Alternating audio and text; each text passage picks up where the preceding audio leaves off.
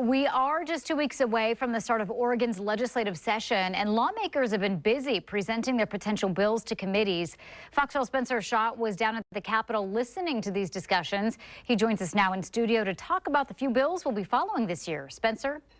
Yeah, Nora, there were 3 discussions that really caught my attention, and they covered a broad range of topics, from transportation funding, wildfire insurance, and trying to regulate the quickly growing industry of AI. The Joint Committee on Transportation Oversight heard calls for more transportation funding from all levels of government. State, county, and city officials told lawmakers more money needs to be allocated for transportation maintenance, because the longer these projects get put off, the more expensive they're going to be down the road. The Association of Oregon Counties estimates that without new revenue over the next 5 years, more than 4,500 miles of county roads will go without critical maintenance work. Another hot-button topic down at the state capitol is how to make sure wildfire insurance is affordable and accessible for Oregonians. Over the last 5 years, insurance companies have recorded a record number of claims filed after homes and properties were damaged or destroyed by wildfires. Other states like California have seen insurance companies fully pull out of areas that are regularly impacted.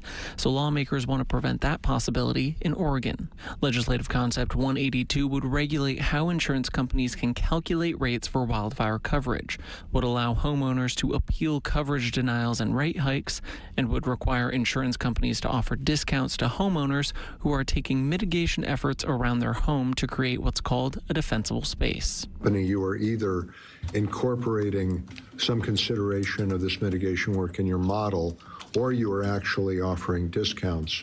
Sure. But the discounts would be based on some universally accepted standards. Finally, Oregon is joining at least 7 other states by proposing a bill that would regulate how AI chatbots can interact with kids in order to protect their mental health.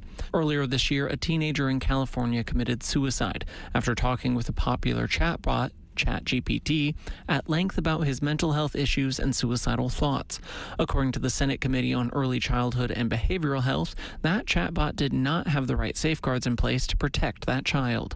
Legislative Concept 282 would require AI chatbots to remind users they're not talking to a human and that responses are artificially generated, to monitor chats for signs of self-harm, encourage users who express suicidal thoughts to seek help from professionals and trusted adults, and would require chatbots to not try to keep users engaged when they say goodbye. They can't keep the user on when the user's expressing, hey, gotta go, I'm gonna end now.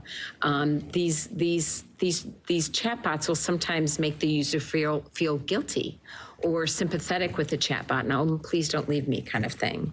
And they cannot misrepresent the chatbot identity. The legislative session starts on Monday, February 2nd, and this is just a short session, so lawmakers only have 35 days to get the bills they want to the governor's desk. Reporting live in studio, Spencer Schott, Fox 12 Oregon.